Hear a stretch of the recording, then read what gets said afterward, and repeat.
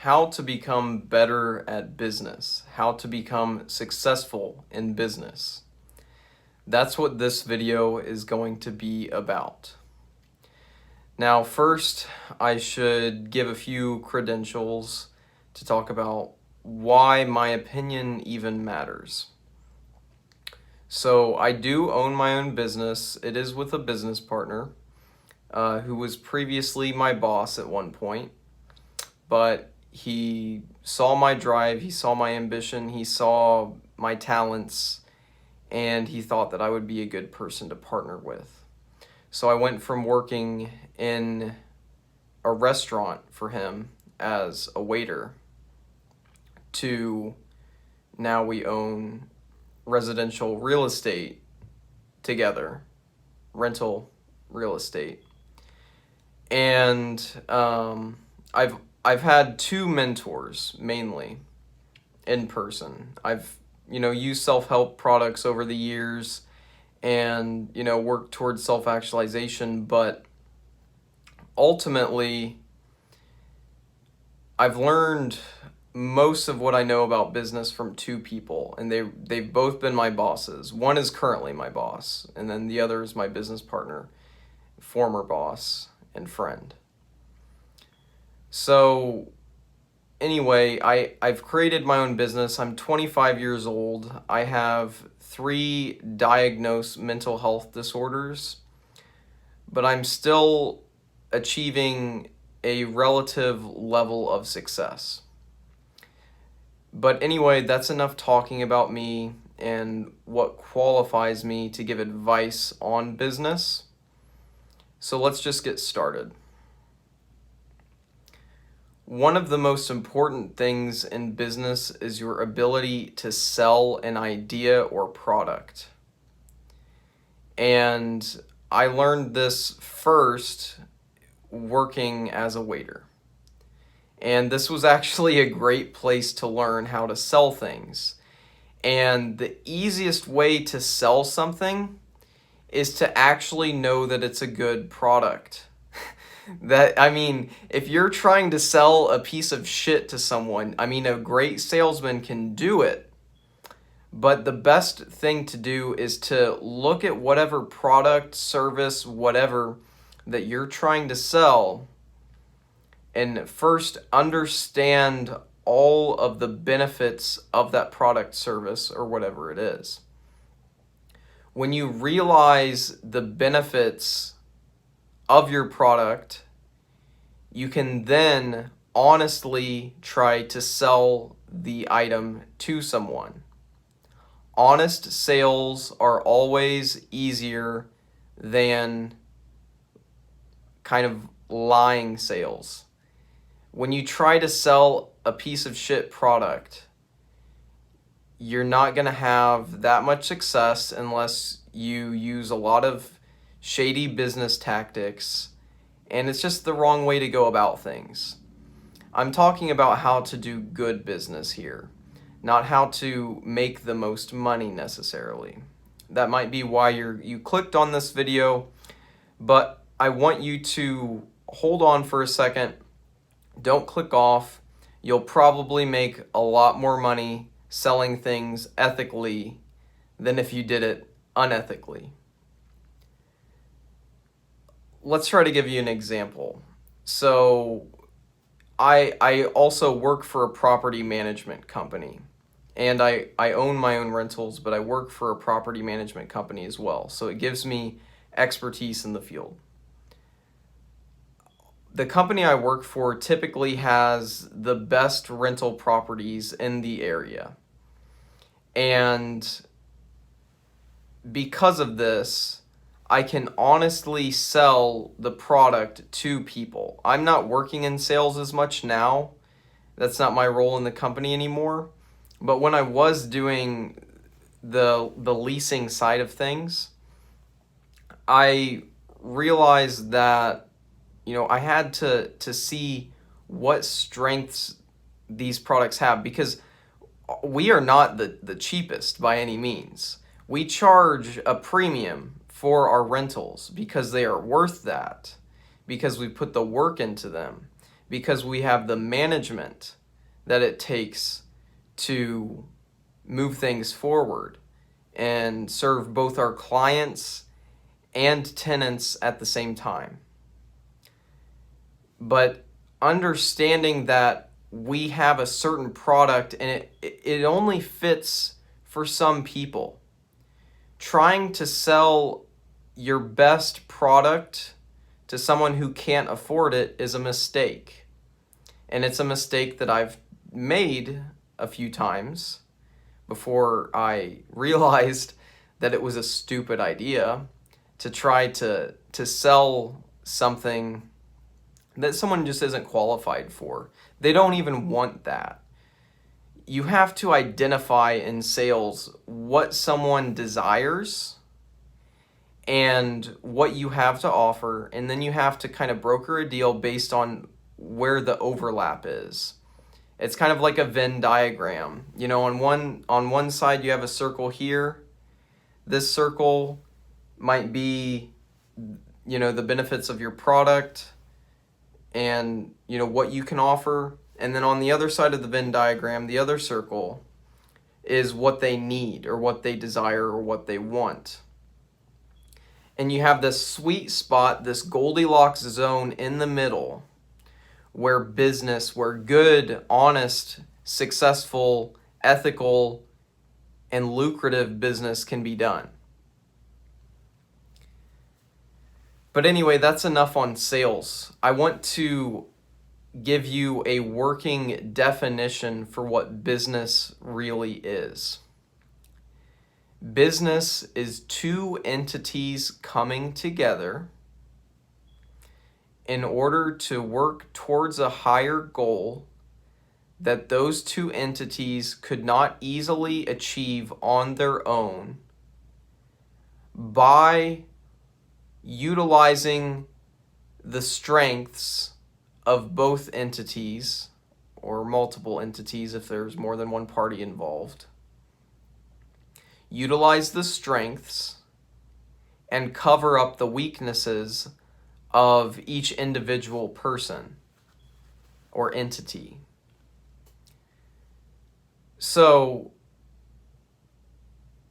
one of the key things that I just said there is good business is partially done by covering up your weaknesses. You are not perfect. You are not really that special. You have talents. You have shortcomings. Everyone does. The beauty of good business is when two people come together and they work in a synergistic way to essentially back each other up. So with my business partner, he's a very driven person, and I am too, but I would say business-wise, he's more driven than I am. But I have more expertise in the field than he does, in the field of real estate. I do know more, firsthand experiential knowledge than he does because I work it every day. I don't always learn too many new things each day, but I have that experience.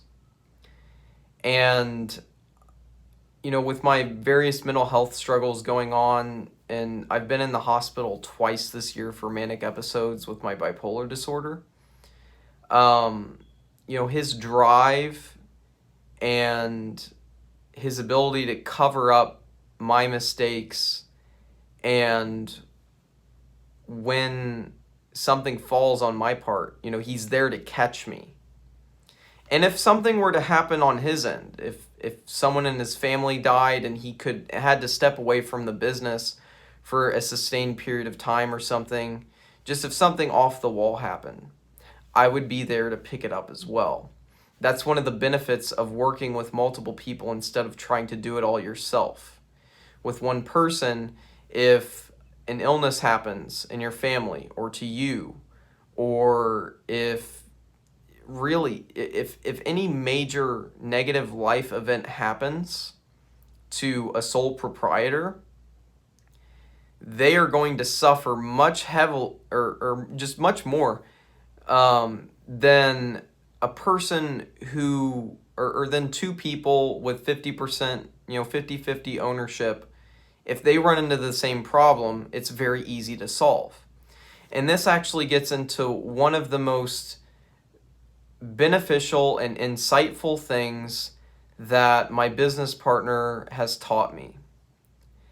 And that is that American businesses typically stay small because the sole proprietor wants to have 100% ownership. If you notice, any of the most successful companies in the world, they are not sole proprietorships. There's a time and a place for a sole proprietorship. But if you want to become the most successful you possibly can at business, you need to eventually elevate to the corporate level.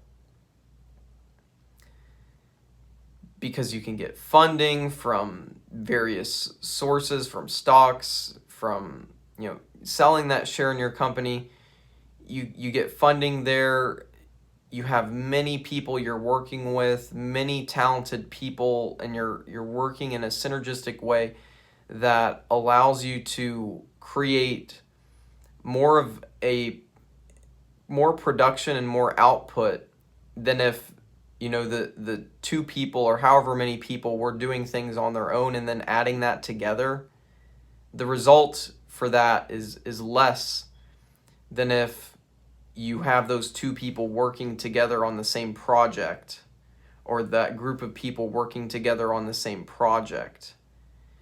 When you have many people working on something, you all cover each other's weaknesses. You all magnify each other's strengths to an extent if you're working well within a team.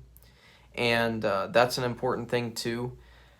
This is where a lot of personal development work comes into the equation. So if you're not a well-developed person and you try to get into business, you're going to suffer. You're not going to be successful. That's why I've brought a few props here. The first I'm going to show is one of my favorite self-help books. It is The Inner 1% by Stephen Maurice. He's an Australian businessman. I think he's an engineer too. But anyway, this isn't about him. This is about using resources like this book right here that I have in my hands.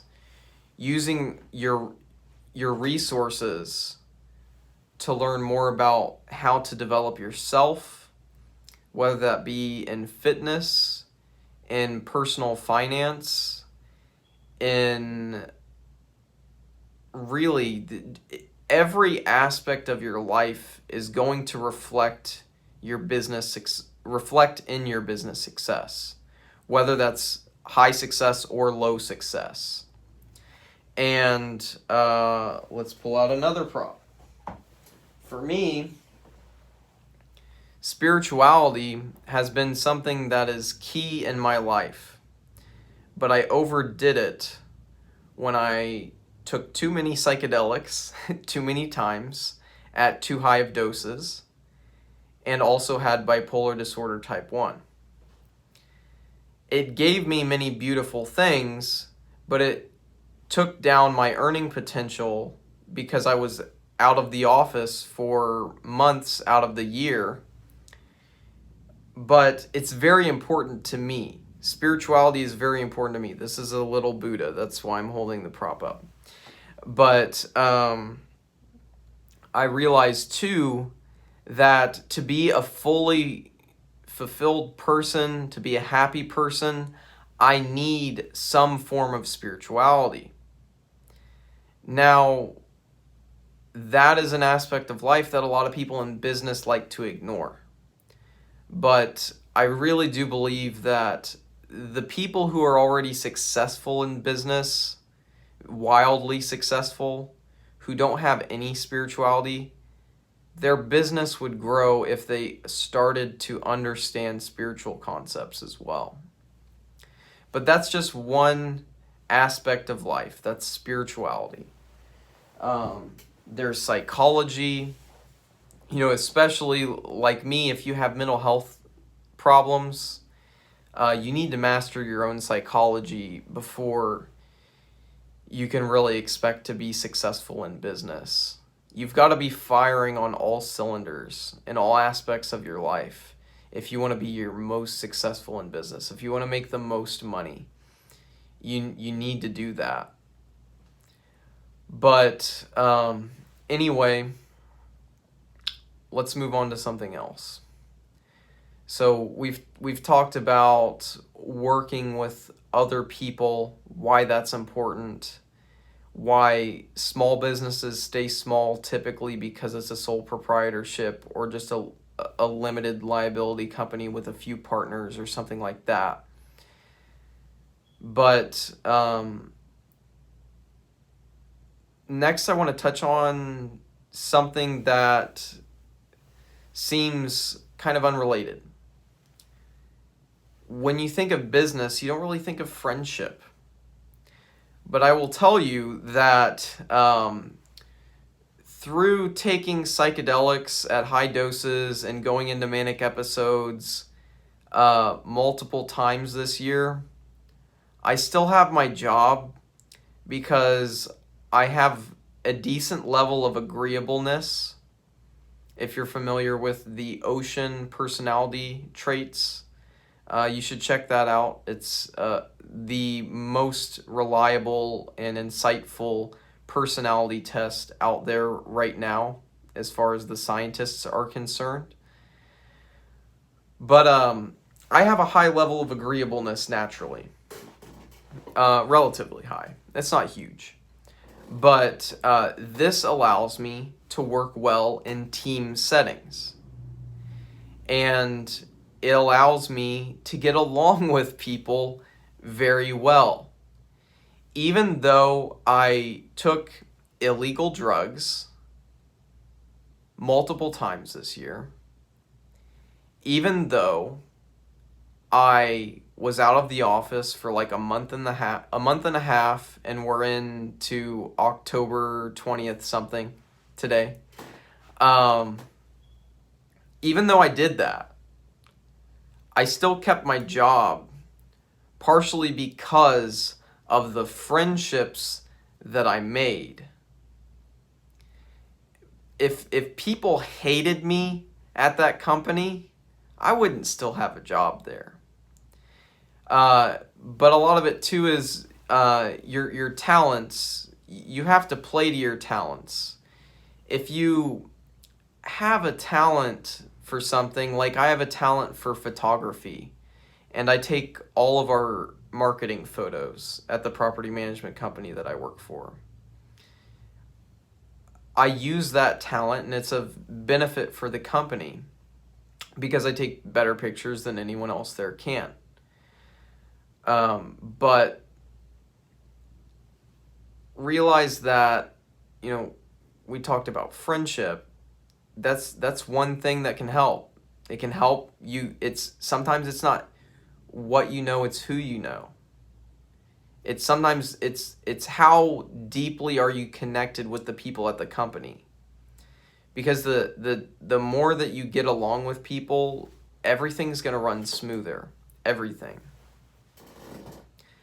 A key thing that I want to touch on, that I've touched on a little bit in this video, is you want to look good to your boss in some way or another. One of the easiest ways to look good to your boss is by having a good work ethic. A work ethic is something you can develop. I had a very shitty work ethic during my first few jobs, but I eventually developed it because I am a perfectionist and because I want to do well at things. I naturally got over that and developed a better work ethic. People, the owner of your company or your boss, depending on the size of the company, they're going to see your work ethic, and if it's good, that's one criteria that they're looking at. If they're looking at you for possible advancement, you just check that box if you're a hard worker, if you have a good work ethic. But that's pretty obvious. I'm kind of hitting on both angles today. I'm giving very obvious insights, and then I'm giving insights that are very kind of convoluted in ways, like I was talking about spirituality. People see these things as unrelated, but I really do believe that every aspect of your life ties into business. So when you go out and drink too much with your friends, and you don't get housework done around your house, and then you feel shitty when your girlfriend comes over because she doesn't like how your house looks, and then she's mad at you, and then you guys break up, and then you're depressed for a month. I'm just creating a scenario here. Do you see how one decision that was partially a little bit foolish, to go out and drink too much with your friends, could turn into a much bigger issue? If you're not mastering all aspects of your life, your business is going to suffer. Your role in whatever company you're in is going to suffer. So you've got to bring your A game at all times. And that means different things for different people. Let's go over one of the other props that I have here for this video. This is Delta 8 THC. This is a vape that contains Delta 8 THC. It is THC that is legal at both the federal and state level in the United States. At least in my state. I don't know about yours. I imagine it's probably legal in yours because I live in Indiana, one of the most restrictive states in the country for things of this nature. But anyway, I use Delta 8 THC every night to get to sleep. My psychiatrist actually recommended it to me over Ambien. I had used Ambien for a while, and then I quit taking it because my prescription ran out or something. And I took the Delta 8 THC to get to sleep every night. And for me, using THC, something that most people think of as this illegal thing, this bad thing, not good for business, helps me get the sleep that I need so I can bring my A game when I go to work. If it weren't for this little thing right here, I would be in some tough waters.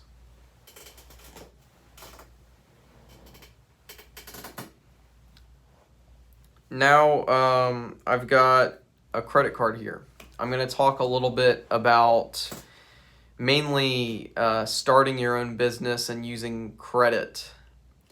One of the first things you should learn when you're looking to start your own business is that debt that makes you money is good debt. Debt that costs you money is bad debt. Now that's a little bit too simplistic, so let's go into some detail here and maybe give an example or two. So for me, I have several lines of credit, several variations of credit that I use. And in my business and real estate, one of the things that I love to do is to get mortgages. Warren Buffett said that if he could buy, or if he could get like 1,000,000 30-year mortgages, he would. Like if they would allow it, because it's such a good product for just building wealth. Real estate is is what has created the most millionaires in this country. So you should really consider the fact that when you're using a mortgage in real estate, you're pulling out money either to buy a new property on the regular market so that you can rent it out or Airbnb it or whatever you're doing. Or if you don't have, if you bought the property at an auction or something like what I do personally, you can pull equity out of the house after it's already repaired. And then you can use that for your next project. In most real estate investing situations, people will buy a house on the regular market with a mortgage, fix it up, and then because of the higher appraised value, they will get a new loan or an extension on the loan so that they can basically tap out that new added equity, and then they go on to the next project. That is good debt. That is debt that makes you money. If there was debt that costs you money, like we could use the example of too big of a house for yourself, and you go into debt to buy a 6-bedroom house when you have 2 people in the household, that's a waste of money. That's a complete waste of money. Now, in certain circles and, at a certain earning potential, it might be a good idea to have a nice house so you can show off to your guests and stuff like that and your business partners and, keep up with appearances. But for most people, living in excess or living beyond your means is going to really hurt you. It's going to really hurt you in what you can do if you're trying to build your own business. Let's give another example. So I have a car. It's a used car. My monthly payments are $160. I could get rid of that debt and pay it off right away. I have the cash to do that. But because of the interest rate that it's at, and I use my car for work and stuff, I use it to make money and to get me around and do other things, it's good debt. Now, it's partially good debt because of the interest rate that I have. If I had too high of an interest rate, and my interest rate was higher on the car than what interest I can make on my real estate investments, then it would make sense to pay off the car debt first. But anyway, I've given a lot of information here. We're at a 28-minute long video. I know the attention span of most people out there clicking on this video trying to make money is probably not 28 minutes long. So, on that note, I want to close. If you're one of my regular subscribers and you made it this far, don't worry. My regular content is still going to be coming out about spirituality, psychedelics, mental health problems. But I will be making more videos about business and credit and stuff like that in the future too. In the future, I might make multiple channels. I haven't decided to do that yet.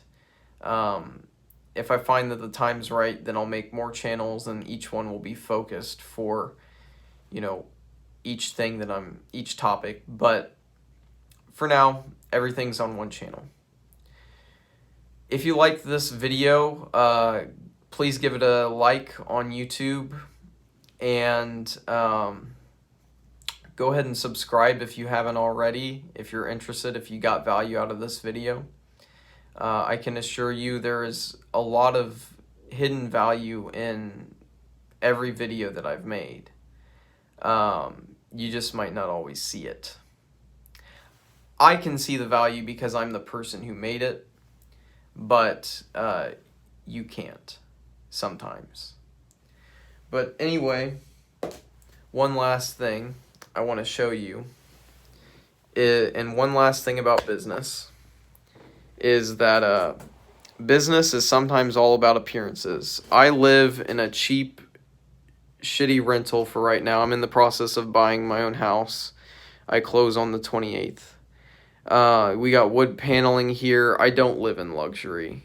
And that's one of the reasons why I'm successful with my business, is I live below my means.